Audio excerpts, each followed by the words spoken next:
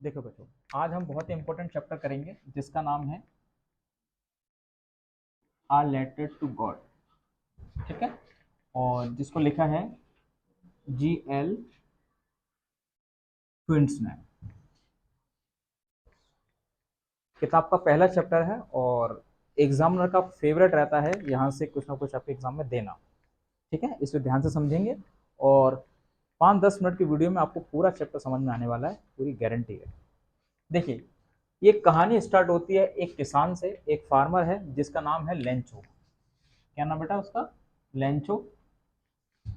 अगर हम इसके घर की बात करते हैं, ये जो पहाड़ी है लो लेवल की, ठीक है, जो जिनकी हाइट कम होती है उस पर इसका घर है, यानी घाटी। घाटी में छोटे पहाड़ होते हैं ना, उसके ऊपर इसका निवास है। और थोड़ा नीचे उतर के इसका पूरा खेत खलियान है। तो अब क्या है, हर बार की तरह ये अपना खेतीबाड़ी करता है और इस बार भी इसकी फसल बहुत अच्छी उगने का संकेत दे रही है। और फसल किस चीज़ की है बेटा? ठीक है, कौन की फसल है, कौन मतलब मक्के की फसल है। और उम्मीद करता है कि इस बार भी, ठीक है, जैसे हर बार नेचुरल रेनिंग होती है, प्राकृतिक वर्षा होती है, वो इसको मिलेगी इसके खेतों को। तो फसल पूरी तरीके से लहरा रही है।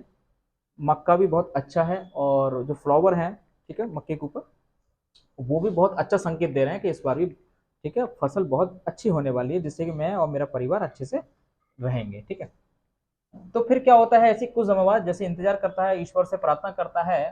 प्रार्थना करते करते तो फिर एक दिन क्या होता है, उसकी वाइफ रात का खाना बना रही है। रात का खाना बना रही हैं और तो उनके जो दोनों बच्चे हैं, ठीक है, जो बड़ा बेटा तो खेत में काम कर रहा है और छोटा बेटा उनका खेल रहा है। ठीक है, और जो खाना बना रही हैं, तो खाना बनाने के बाद सबको बुलाते हैं, जैसे वो लंच डिनर कर रहे हैं, क्योंकि सफर का मतलब होता है रात का खाना। तो जब ये लोग खाना खाते हैं, खाना खाते खाते ठीक है, तो देखते हैं कि बादल आसमान में, ठीक है, आने लगे हैं और वो उम्मीद कर रहे हैं कि अब निश्चित रूप से वर्षा होगी। ठीक है, तो वर्षा होगी तो थोड़े समय बाद क्या होता है, फिर बारिश की छोटी छोटी बूंदें आने लगती हैं। और बूंदें आ रही हैं तो इस खुशी की वजह से वो थोड़ा बाहर निकलता है और अपने शरीर से क्या करता है, महसूस करता है उस बारिश की बूंदों को। और महसूस इसलिए कर रहा है क्योंकि बारिश उसके लिए कितना इंपॉर्टेंट थी। आप जानते हैं, पूरे परिवार की जीविका पूरे फसल के ऊपर निर्भर है।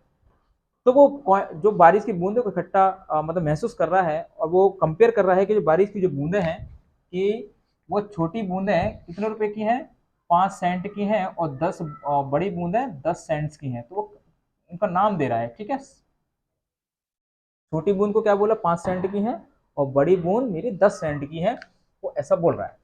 फिर उसके बाद जैसे ही ये बारिश हो रही है, बारिश होते होते कुछ समय बाद मौसम पूरी तरीके से बदल जाता है। क्या होता है बेटा, मौसम में परिवर्तन आता है। और मौसम में परिवर्तन आता है कि तेज हवाएं चलने लगती हैं और हवाओं के साथ साथ ओले भी गिरने लगते हैं। तो ओले गिरने लगते हैं तो ईश्वर से प्रार्थना करना, भगवान हो सकता है कि इसकी जल्दी ही क्या हो जाएगा, ये बारिश रुक जाएगी, वैसा मैं प्रार्थना, ऐसा मैं उम्मीद करता हूँ। ठीक है, लेकिन ऐसा नहीं होता है। तो जो हिल स्टोन्स है वो कैसे लग रहे हैं, सिल्वर कॉइन जैसे लग रहे हैं और फ्रोजन पल्स जैसे लग रहे हैं। फ्रोजन का मतलब होता है जमे हुए, ठीक है, जो मोती होते हैं, तो फ्रोजन पल्स जैसे लग रहे हैं। और बच्चे भी क्या कर रहे हैं, मस्ती में घर से बाहर निकल रहे हैं, उनको उठा उठा के लेके आ रहे हैं। उनको ये उनके लिए अलग चीज है ना, बच्चों के लिए। लेकिन लेंचो क्या कह रहा है कि ये बारिश, ये ओले जल्दी बंद हो जाएंगे। ठीक है, ऐसे मैं ईश्वर से प्रे करता हूँ। लेकिन नहीं होता है। घंटों तक बारिश होती है और घंटों तक बारिश होते होते होते देखते हैं कि पूरा जो उसका घर है, उसका जो गार्डन है, फील्ड है, एक सफेद नमक के चादर की तरह उसकी लगने लगती है। मतलब सब जगह ओले ही ओले हो जाते हैं, सब जगह देख रहा है उस घाटी में। और इस तरीके से लैंचो फिर डिसअपॉइंटेड हो जाता है। क्यों?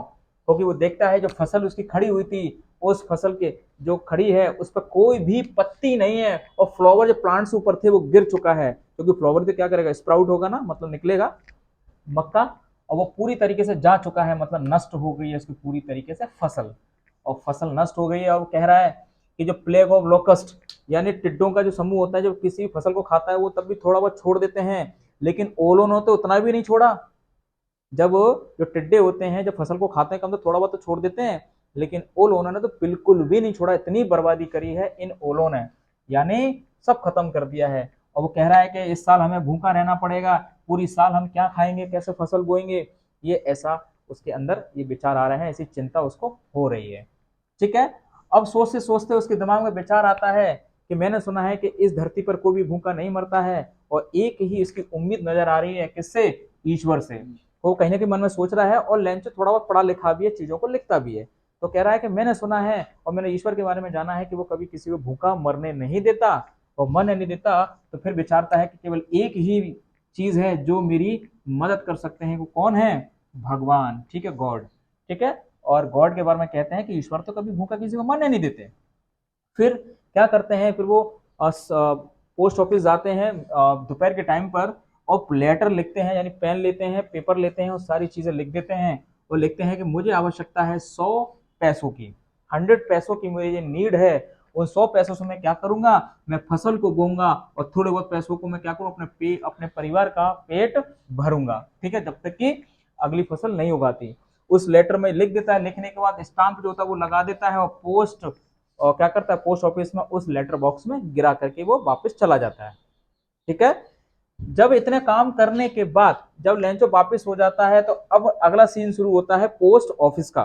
तो पोस्ट ऑफिस में आप जानते हैं जो पोस्टमैन होता है उस लेटर बॉक्स को खोलेगा। तो लेटर बॉक्स को खोलता है, पोस्टमैन उस लेटर को लाता है, और पोस्टमैन लेटर को लाता है। उसकी तो समझ में नहीं आती, भाई ऐसा पता कहाँ से आया, मैं कहाँ दे के आऊँ इसको, क्योंकि इस पर तो भगवान का पता लिखा हुआ है। तो मेरे जीवन में इतना सर्विस हो गई, इतनी मैंने नौकरी करी, लेकिन ये पता तो मुझे मालूम ही नहीं कहाँ है। जब कोई टेंशन आती है तो सीनियर पे जाता है ना, कोई सीनियर कर्मचारी के पास जाएगा नहीं जाएगा? तो अपने बॉस के पास जाता है। बॉस कौन है? Post master. किसके पास जाते हैं वो? पोस्ट मास्टर के पास जाते हैं। पोस्ट मास्टर उस लेटर को लेकर के पहले तो वो हंसता है, क्योंकि वो मोटा एमेबल खुश मिजाज टाइप का आदमी है, और वो एकदम हंसखसा के खिलखिला के हंसता है। लेकिन थोड़ी समय बाद वो सीरियस हो जाता है, कहता है यार ये तो फेथ है, ये तो इसकी आस्था है, और आस्था के ऊपर कुछ संदेह थोड़ी ना करते हैं, आस्था के ऊपर कोई प्रश्न करते हैं क्या? नहीं करते। सीरियस होने के बाद उसके मन में आता है ये निश्चित रूप से व्यक्ति परेशानी में है, और हम एक इंसान हैं, हमें मदद अवश्य करनी चाहिए। तो पोस्ट मास्टर फैसला कर लेता है कि इस व्यक्ति की मदद होनी चाहिए। फिर वो कोशिश करता है चैरिटी के नाम पर अपने दोस्तों से कुछ पैसे इकट्ठे करता है, जो साथ में कर्मचारी हैं उनसे भी बोलता है कि कुछ पैसे, ठीक है, चैरिटी के नाम पे चाहिए, मतलब किसी को, चाहे किसी को देना है, दान करना है। और कुछ रिलेटिव से भी जुटाता है, और इतनी मेहनत के बाद टोटल कितना? 70 पैसा उसके पास आ पाता है। कितने पैसा आया बेटा? केवल 70 पैसे उसके पास इकट्ठा हो पाता है। और जबकि डिमांड कितने की थी? केवल 70 पैसे उसको डिमांड थी 100 पैसों की, ठीक है बच्चों। फिर आगे देखते हैं कि वो 70 पैसे उसको उस क्या करता है, लिफाफे में रख देता है, और साइन कर देता है, लिख देता है गॉड। क्यों लिख देता है? क्योंकि लगे कि भैया ये पत्र कहाँ से आया है? गॉड से आया है। ये पत्र कहाँ से आया है? रिप्लाई कहाँ से आया है? ईश्वर से आया है, ठीक है, ऐसा वो करता है, ठीक है। फिर क्या होता है कि लेंचो इस तरीके से पहुंचता है पोस्ट ऑफिस अगले संडे सुबह ही सुबह, जैसे कि उसे पक्का मालूम है कि रिप्लाई आएगा। तो उस लेटर को रिसीव करने के लिए सुबह संडे को पहुंच जाता है। और संडे को पहुंचने के बाद वो पोस्टमैन क्या करता है? उस लेटर को उसको सौंप देता है। और पोस्ट में उस लेटर को दे रहा है, और पोस्ट मास्टर देख रहा है विंडो से, भैया ये आदमी है, ये लेटर लेके आया है, तो वो अंदर से देख रहा है ना। वो भी तो देखना चाहता है कौन सा आदमी भाई कितना कॉन्फिडेंट है, और ईश्वर से, ठीक है, इतना लगाव रखता है, इतना प्रेम रखता है। तो लेटर को देने के बाद फिर पैसे को काउंट करता, काउंट करने के बाद फिर उसे गुस्सा आ जाता है, ये क्या हुआ? भगवान से गलती? भगवान से गलती हो ही नहीं सकती। भगवान मिस्टेक? नो, ये गलती भगवान की नहीं है, ये गलती इन सब मिली भगत कर्मचारियों की है। भगवान से मिस्टेक नहीं हो सकती, वो कम पैसे नहीं दे सकते। तो गुस्सा हो जाता है, और लिखता है एक दूसरा लेटर। वहीं से कागज लेता है, पेन लेता है, और लिखता है गॉड कि जो भी पैसे बचे हुए हैं, जो 30 पैसे हैं जो मेरे पास नहीं पहुंच पाए हैं, कृपया करके अब मेरे को आप डायरेक्ट भेजना, ठीक है ना, पोस्ट ऑफिस के माध्यम से नहीं भेजना, क्योंकि ये सब कैसे लोग हैं? ये बंच ऑफ क्रूक हैं, ये सब बेईमान डिसऑनेस्ट लोग हैं, इसलिए मेरी आपसे रिक्वेस्ट है कि आप डायरेक्ट पैसे भेजना, ठीक है। तो ये था पूरे चैप्टर में लेटर टू गॉड। और इससे सीख क्या मिलती है, मोरल क्या मिलती है, जो हमेशा मैं बच्चों को बताता हूँ, क्योंकि लिटरेचर में कहानी अगर हम पढ़ते हैं तो उसका कोई मोरल ना मालूम पड़े तो वो कहानी कहानी नहीं रहती है। तो पता चलना चाहिए कि उसमें क्या दे रखा है। तो इस कहानी का मोरल ये है, we should keep faith in God, कि हमें ईश्वर में भरोसा रखना चाहिए, but also trust in humanity, और इंसानियत में भी भरोसा रखना चाहिए। Because God upon help us through other people, क्योंकि ईश्वर हमें जो मदद करते हैं वो दूसरों के माध्यम से करते हैं। एंड काइंडनेस एंड एक्शंस, तो किसकी परिचय? लेकिन लोगों की जो दयालुता होती है और लोगों के जो कार्य होते हैं उसकी वजह से हमारी मदद की जाती है ईश्वर के द्वारा। जरूरी नहीं है कि ईश्वर हमें साक्षात दर्शन दें, लेकिन इंसान के रूप में भी आते हैं और दूसरे इंसान के द्वारा भी की जाती है, हमें मदद की जाती है। तो ये था पूरे चैप्टर में आपका लेटर टू गॉड।